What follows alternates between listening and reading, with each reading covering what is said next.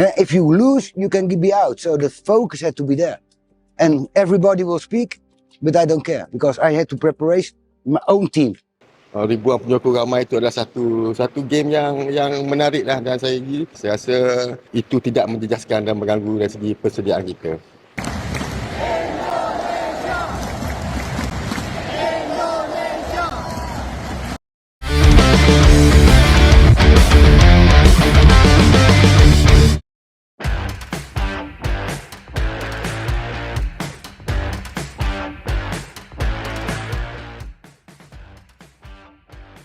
Suasana panas mulai terasa jelang Piala AFF 23 2025. Di luar lapangan tensi terus naik, di dalam lapangan persaingan pun makin ketat. Tensi mulai memuncak dari arah rival abadi. Pelatih Malaysia U23 nekat tantang supporter Garuda. Pada turnamen ASEAN Cup U23 2025, Indonesia dan Malaysia berada di grup yang sama. Turnamen itu akan berlangsung pada 15 sampai 29 Juli mendatang. Tentunya pertandingan ini juga menambah gairah dari pertarungan antara Garuda Muda dan Harimau Malaya Muda. Rival abadi ini akan saling bentrok pada 21 Juli mendatang di Stadion Gelora Bung Karno, Jakarta.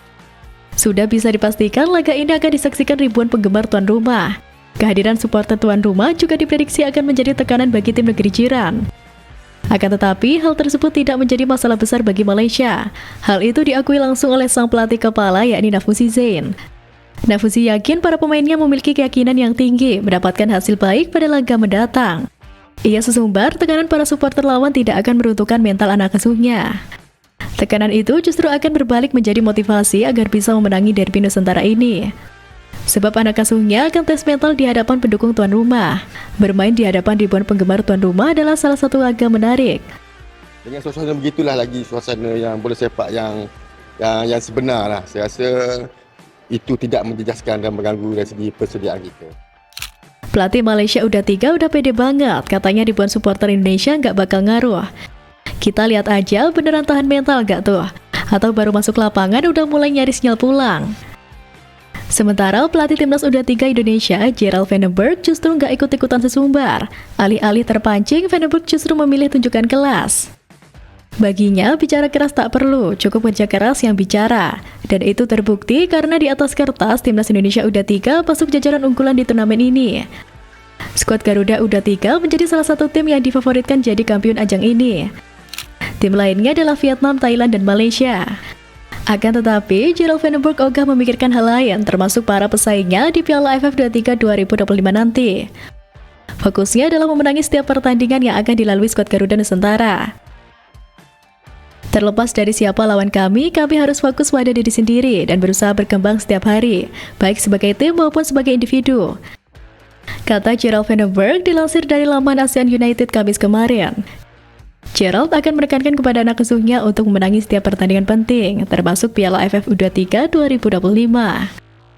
Bagi kami, setiap turnamen dan setiap pertandingan itu penting, dan tampil baik di latihan, bermain bagus, serta memenangkan pertandingan akan meningkatkan kepercayaan diri tim. Ia menambahkan, Gerald ingin anak asuhnya punya rasa kebanggaan tersendiri ketika mengenakan jersey timnas Indonesia. Setiap pertandingan adalah kesempatan untuk menunjukkan kepada masyarakat seberapa baik kami, dan setiap pemain harus bangga mengenakan seragam Indonesia, tutupnya.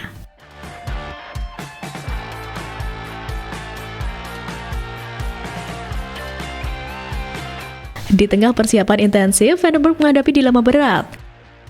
Sebelumnya, Vandenberg telah memanggil 30 nama untuk mengikuti pemusatan latihan yang digelar mulai 20 Juni lalu. Dari pemusatan latihan yang telah digelar lebih dari sepekan, 2 nama yang bakal dicoret Vandenberg dari skuad timnas U23. Mereka adalah Husna Al-Malik dan Sefa Sanggazi yang sama-sama berposisi sebagai penjaga gawang. Kini tersisa 28 pemain yang sedang mengikuti pemusatan latihan. Dari nama yang ada, Vandenberg akan kembali mencoret 5 nama. Soal pencoretan tersebut, pelatih asal Belanda itu punya alasannya. Sesuai regulasi untuk Piala AFF U23 2025 hanya mengizinkan satu kesebelasan, diisi oleh 23 pemain saja. Ini artinya tinggal Vandenberg menentukan siapa saja yang bakal ditinggal di turnamen tersebut. Hal ini tentu saja tidak mudah bagi Vandenberg. Dia harus cermat dan penuh perhitungan saat menentukan komposisi skuad akhir nantinya. Salah langkah bisa jadi bumerang saat turnamen dimulai. Dan di tengah ketatnya persaingan itu, datang satu nama baru yang bakal jadi pesaing Jens Reven di lini depan timnas U23.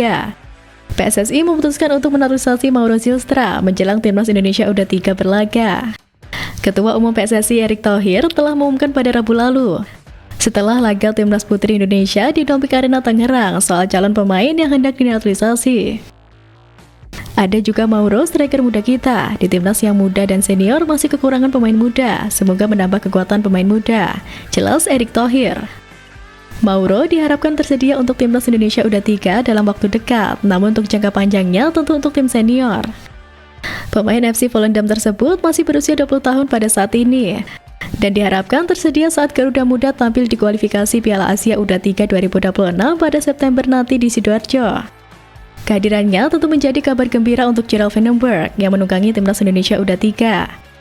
Namun dia memiliki posisi yang sama seperti Jan Schrever, yaitu striker murni alias target man.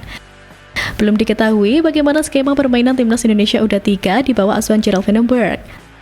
Namun besar kemungkinan itu akan mirip dengan tim senior. Patrick Kluivert menggunakan skema 3 back tengah dengan 1 striker yang didukung oleh 2 gelandang serang atau winger. Jika Zylstra bergabung, maka Jan Schrever terancam terdegradasi ke bangku cadangan karena keduanya bermain di posisi yang sama. Terkecuali jika Vandenberg punya opsi untuk memainkan keduanya bersamaan dalam skema yang lain. Atau salah satu di antara Zylstra maupun Reven mengorbankan cara bermain alaminya.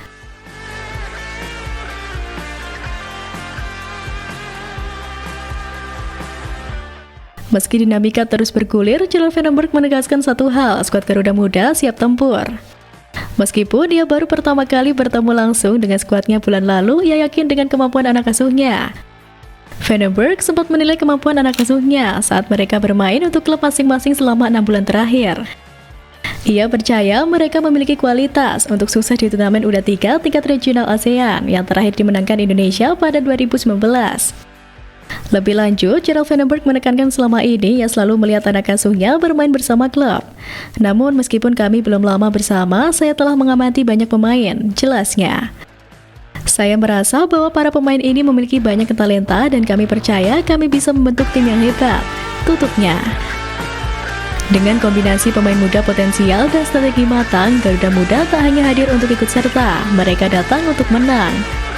Dari sewor Malaysia sampai seleksi kata timnas, Piala AFF U23 2025 dipastikan bukan sekedar turnamen biasa. Tinggal menghitung hari, Garuda Muda akan mengepakkan sayapnya di arena Asia Tenggara. Jadi para supporter Indonesia, siap-siap bersatu dan nyalakan semangat, karena kita bukan hanya pemain ke-12, kita adalah nyawa di balik setiap kemenangan.